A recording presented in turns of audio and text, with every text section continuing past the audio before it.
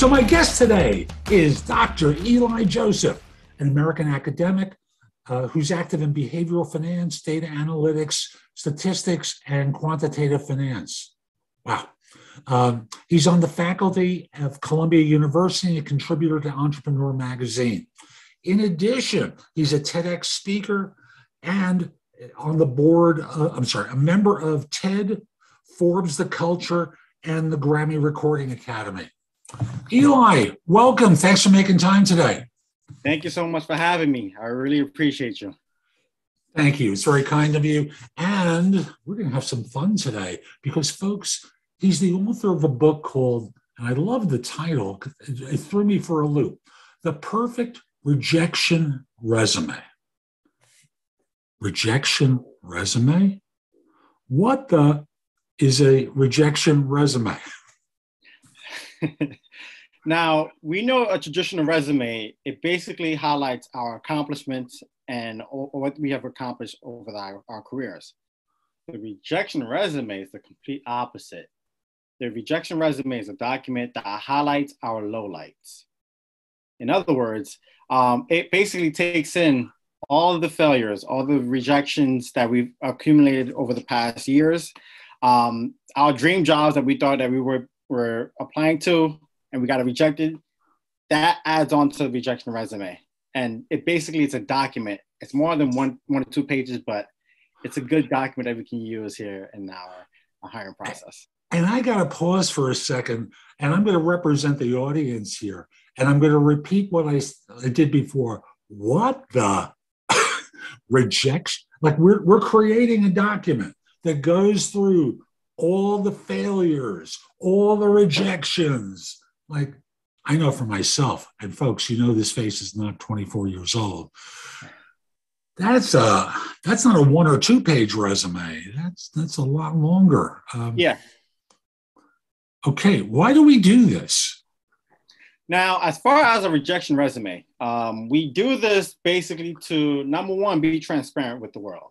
We want to share our failures as much as we share our success. When we go on LinkedIn, we go on social media, we tend to put our best foot forward. We tend to represent the best. And, we tend to talk about how we've accomplished so much. However, we don't spend too much time dwelling on our failures and what made us who we are today. So this is why we need that rejection resume, because it puts us in our seat and it humbles us. It's a humble document for us. And I have an MSW, and I've run men's retreats around the country where men have a chance to look at the wounds that they have and heal from them. And I have the idea that these failures, these rejections that we've had, you use the term humbling, but I also tend to think of it as being like a cut to our psyche, a cut to our sense of magnificence. The narcissistic baby who comes out, the world revolves around me. And that's what our normal resume does. So am I reading that right? You're right. Yeah, you're perfectly correct. It's more so it's a cut, because even if we apply to, let's say we apply to Facebook or we apply to Amazon, it doesn't matter how much time the firm itself, we could apply to Amazon 50 times or 500 times. That cut, it's a reminder saying, hey, you're going to accomplish so much in the future. However, this is a reminder to look yourself as far as your wounds. It's okay. You can endure the pain. That's basically what you're alluding to, and it's perfect. It's a perfect example here. So I want to check, are they uploading this to an applicant tracking system along with their regular resume in replacement of the resume? Like, what do you do with this thing other than for yourself? You may not upload it into the applicant tracking system. However, you can upload that on LinkedIn. Interesting. You can upload that on Instagram, Facebook, LinkedIn. You're showing the people, the fact that you've accomplished so much. Here's my resume. But here is a long list of rejection and failure that I've accomplished over the past, 5 years, 10 years, over my whole entire career, and even beyond. here's what I have. If I propose to my girlfriend and I was denied, it's on my rejection resume. if I applied for a scholarship and I got denied, it's on my rejection resume. It's basically showing LinkedIn, showing the world, okay, you know what? I am accomplished in certain areas, but I've endured so much. And it's a reminder. It's a reminder, and that I don't have a silver spoon in my mouth, and I've gone through the same issues that everyone else has gone through. So it's the demonstration of perseverance in the face of adversity. Yes. Got it. And thus, let's say you put it on LinkedIn. Like someone downloads this thing and they go, what the? Right? Yeah. Because they're not used to this. Not. What kind of response do you hear people getting to this?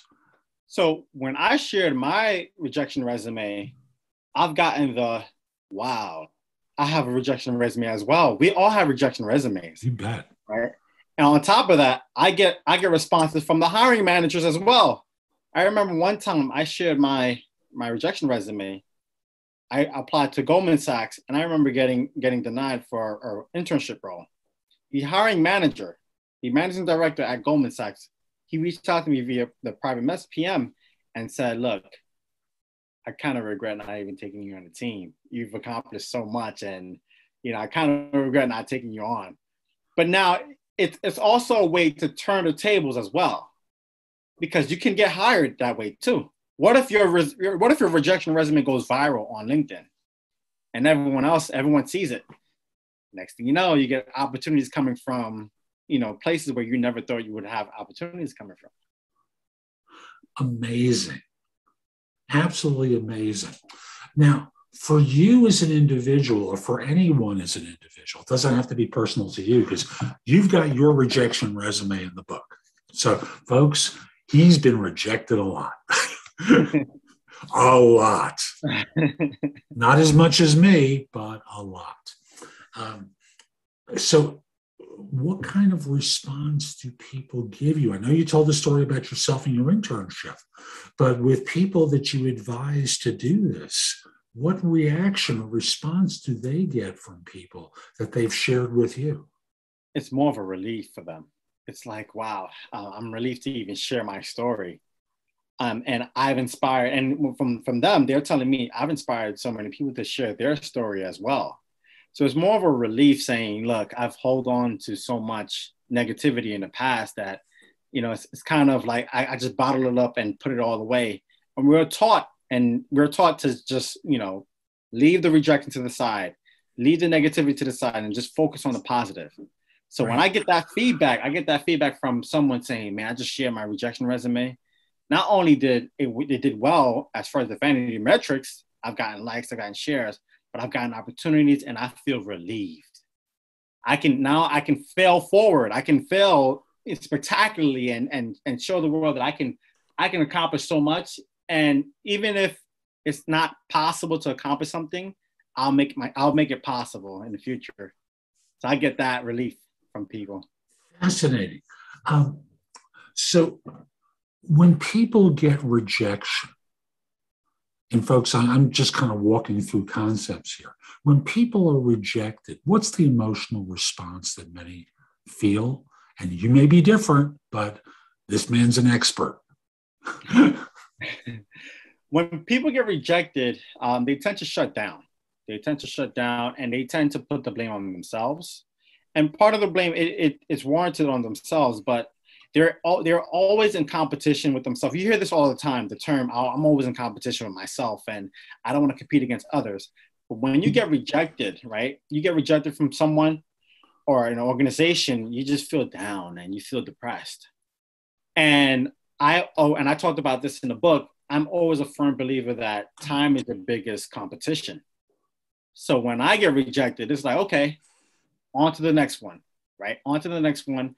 And in due time, I will be able to succeed, whatever I need to succeed. So, that's how I wanted to change the paradigm and change the status quo of, when you get rejected, you just steer away from it and not talk about it and then internalize your pain instead of just expressing your pain to the world.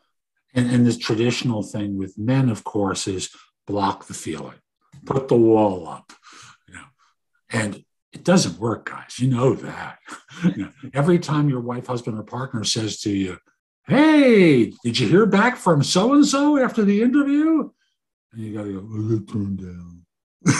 Yeah. There's that feeling of shame that you screwed up. And, you know, you dread even being asked the question. So I know that people, men and women, hold on to these feelings and they eat out at the insides. And it impacts people as they move forward because they carry the wound with them. True? True. 100%. So just doing this resume is a healing process. Wow. Wow. Okay. So put it on LinkedIn. Submit it with the real resume. Is that what we're doing? We could do that. We could do a compare and contrast.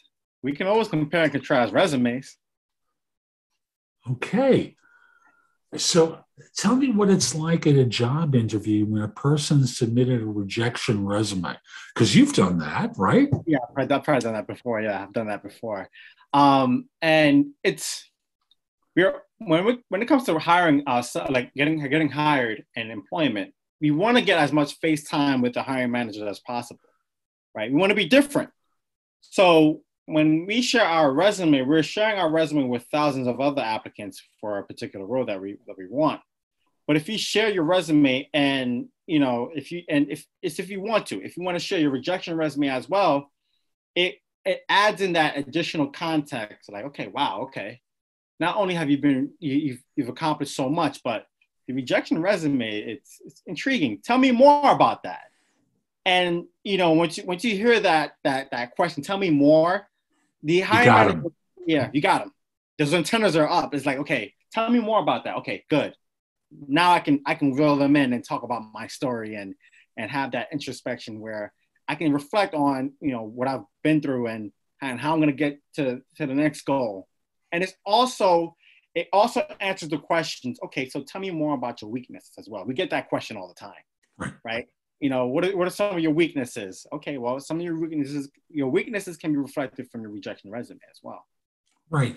And I also have the idea that with the rejection resume, there's a way to flip the conversation to what you've learned from the failures and what you may have learned in your case from the rejection from Goldman and the MD telling you, we should have hired you. You would have been an interesting hire and all that kind of stuff. It opens them up in a different way. It also opens you up in a different way because you can get to how you persevered in the face of adversity. And it's an opportunity to talk about. There was an interview question that a client of mine used to ask. Everyone makes mistakes. I make mistakes, you make mistakes. Tell me about a professional mistake you've made and what you learned from it. Well, this is the grandiose mistake. It's every mistake you've ever made, right? Yes. Yeah. Because it also it answers the questions from your perspective of failure, right? We always like to talk about how we succeeded and how we overcome, you know, so much, but we don't have a document that explicitly states, okay, I've lost here, I failed here, I've got rejected here, I was denied this scholarship. So it puts things into perspective. And not only that, you're brave enough to even share that with the world. You got the guts to do that. It's like you even got the guts to even share your problems and your issues here. And it gives a breath of fresh air. Once again, it relieves you. And in the chapter of the book, I mentioned that pride is the devil for you, but shame is the ultimate angel. Say more about that, because I've been trained to believe shame is one of those things of pain and embarrassment that is hard for many individuals to recover from. But you see it differently. Say more about that. So when we think of pride, right, and we're not talking about we're not talking about the "I'm proud of you" moment, right? That comes after the shame. But when we think of pride, we're overconfident. We're arrogant to the point where I can accomplish this stuff. This is easy. Jeff, you give me a problem, I can easily get it done.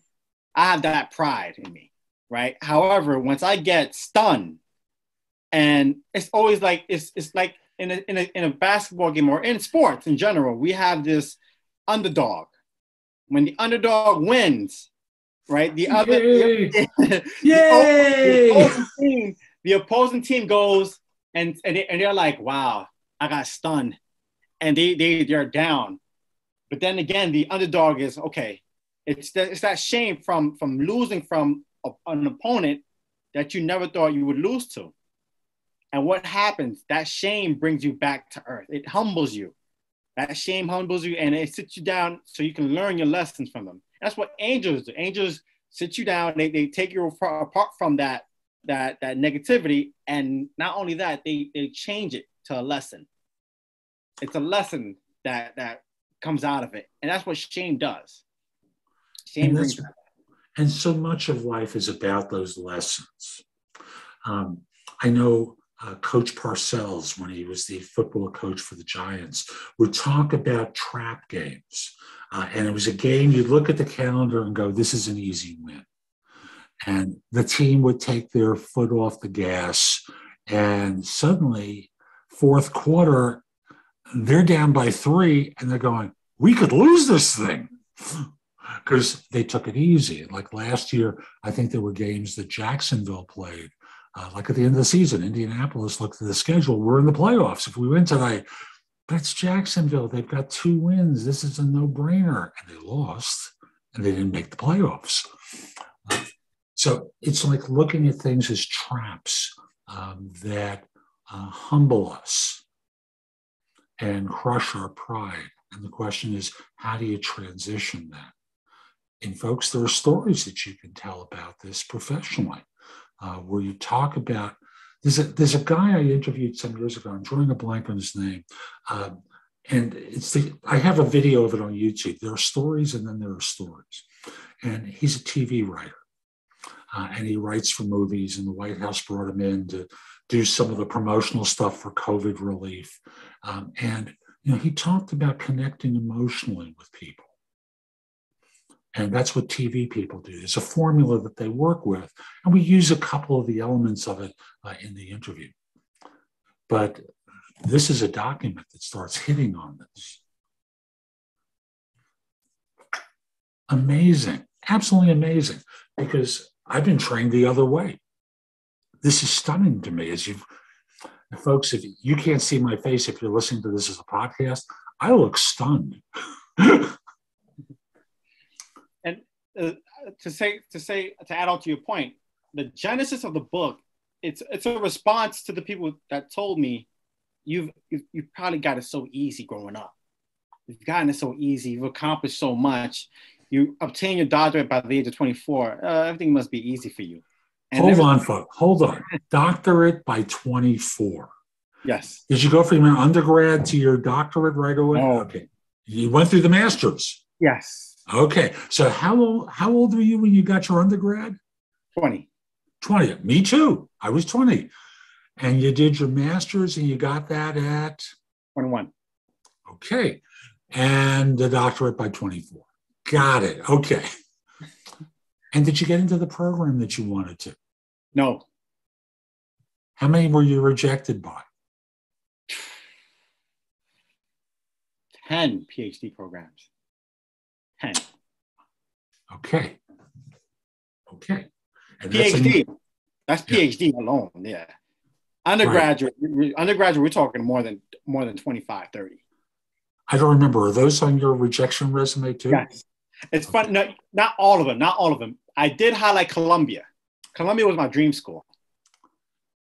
And you're now teaching there, but they rejected you, right? Because you got your degree from Queens, as I recall. Yes, Queens College, yes. Yeah. Okay. The dream school says no, but now you're teaching for them. Yes. I'm stunned, folks. Justin. Okay. So Table has turned. Table will always turn that way. And catch that one, folks. As you're feeling badly, because one of the things I thought of doing this interview for, because as you can tell, this is not about developing your interview skills or how to negotiate salary or any of that kind of stuff that I tend to gravitate to. This is the emotional side that exists as well. Whether it's in job search or overall in your career, you're going to have failures. How do you bounce back? How do you recover from it? Especially when you're trying to stuff the feelings down. How do you bounce back? So in your case, you got rejected by 10 schools for your doctorate, got into Queens, which I assume was not your first choice. Columbia was. Yeah. Right. And you kind of settled for the one school that let you in, right? Yeah. That's okay. That's okay. Right. And you persevered. And you got the PhD by 24. And how did you first learn of the rejection resume concept? Was it from Coach Roberts? Yes, yes. Coach Darren Roberts, yeah. I credit him for that. Tell everyone about Coach Roberts for a moment. So Coach Roberts, he's a lawyer. He received his Juris Doctorate degree, but he was also a coach, an NFL coach as well. And he did a TED Talk. He delivered a TED Talk. And if I'm not mistaken, the title was "Let Your Rejection Be Your Resume." And he had a prototypical type of resume where he shared it, and I shared it in the book as well, the rejection resume. And I said, you know what? That's a good idea. It's a good concept. Well, I would like to make a spin out of that and derive it into my own rejection resume and make a story out of it. So I got that from Coach Roberts. Coach Roberts, he's phenomenal. I mean, he used to be a coach in the NFL, and he had a story where I believe prior to coaching, he used to coach in Cleveland.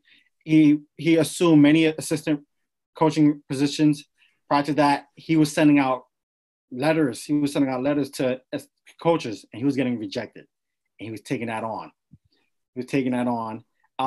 He written for ESPN. I mean, he's good, but now he's currently he's lecturing, and on top of that, he's also doing mentorship programs and motivational speaking as well. He's phenomenal. He is. Daron Roberts. Look up the TED Talk. It is phenomenal. And just to enhance the story a little bit, he stumbled into coaching while he was in law school.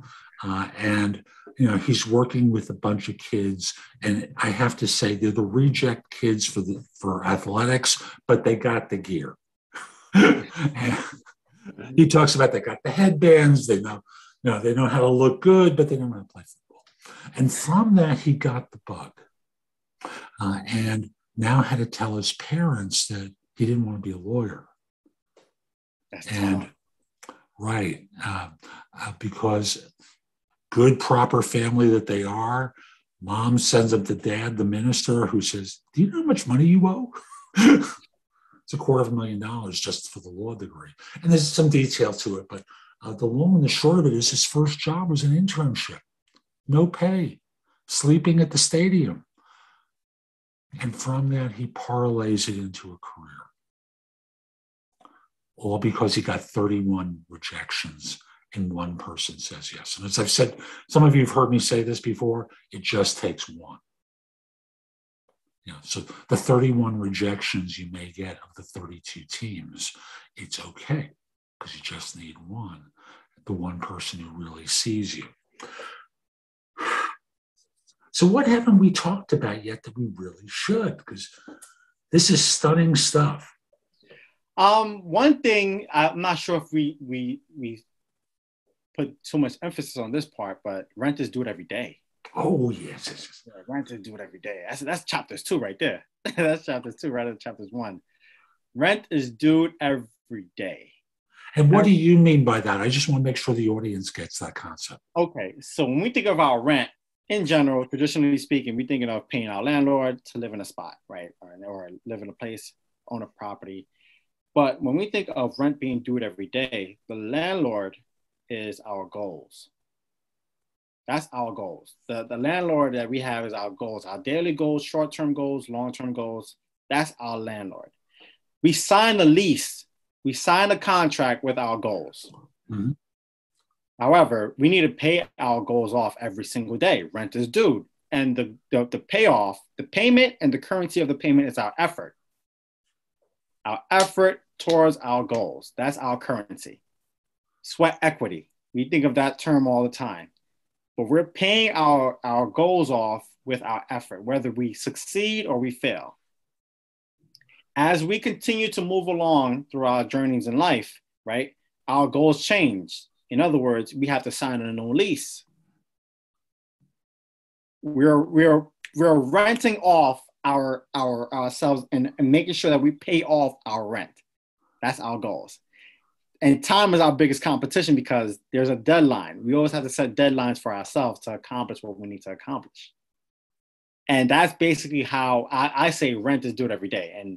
And this is why you would fail so many times as you try to continue to be great. You're gonna fail as much as you try to become great. It's a direct relationship. It's a correlation here. And thus, folks, I'll just simply say, one of the things I think too many people do is they outsource their career to their employers, and they don't take responsibility for themselves in their career, in your career, and your own goals and your own aspirations. You kind of abdicate responsibility to mommy or daddy corporation that you work for. And you should do a good job for them. You should do a great job for them. But there are things in your life that are important too. There are things in your career that are important to you that have nothing to do with mommy and daddy company, right? Exactly. And thus focusing on them is paying yourself rent. Like, for those of you who know this concept, you save money with each check you get. There's a certain amount you predetermine, and you set it aside, and that's your savings. It could be a 401k or IRA, whatever it is. And it's the same concept here too. So you're paying yourself rent towards your own dreams and your own aspirations. Snuck that one in there. Yep. I love it. It's a terrific concept. I really like it. How can people find out more about you, the book, which again is The Perfect Rejection Resume, Dr. Eli Joseph? How can they find out more about it? So the book, The Perfect Rejection Resume, is available on Barnes & Nobles and Amazon. You can easily type in The Perfect Rejection Resume. As far as me personally, I'm available on Twitter, Instagram, TikTok, Clubhouse, you name it. The username is pretty much the same. DrElijoseph. Dr. Eli Joseph, straight on. No periods, no underscores, just straight on. DrElijoseph. That's basically how you can find me. And I'm available on all platforms. Terrific. And what kind of support might you give people if they contacted you that way? What would they find out about you? I mean, you'll find out more about what I do and type of, like, not only as far as like the work that I do, whether it's like Columbia University, or we talked about Quest Diagnostics. We didn't even talk about that yet. But we can also type in on as far as connect with me and talk about like life. Like, you know, what's funny, what's not funny, what's interesting. You'll have much more of a personality as far as who I am. And on top of that, we can also trade ideas. And you never know, we can collaborate together. You know, that's the idea of social media and marketing network. You betcha. Folks, I didn't mention this at the beginning, but he's a partner and medical examiner at Exam One, which is a Quest Diagnostics firm. This man is no slouch, and he's a busy man. Yep. Eli, thank you. And folks, we'll be back soon with more. I'm Jeff Altman, the Big Game Hunter. Hope you enjoyed this interview as much as I did. And if it's not as much as I did, got close to it, because this is a concept I think that's very helpful for a lot of folks. If you're watching on YouTube, I hope you give it a thumbs up, share it. If you're getting this on Amazon, tell people about it. It helps other people discover the book and will help them as well. I'll also say, visit my website, thebiggamehunter.us, where I've got a ton in the blog to help you with job search, hiring more effectively, management leadership, and dealing with different workplace issues. You can also ask questions of me on Career Coach office hours on LinkedIn on Tuesdays and Fridays at 1 p.m. Eastern. I do a regular live Q&A session where you can post questions in chat. Connect with me on LinkedIn at linkedin.com/IN/The Big Game Hunter. And I forgot to mention, at my website, you can schedule time for a free discovery call, schedule time for coaching, find out about my books and guides, my courses. There's just a ton I make available through the site. So go explore. Hope you have a terrific day. And most importantly, be great. Take care.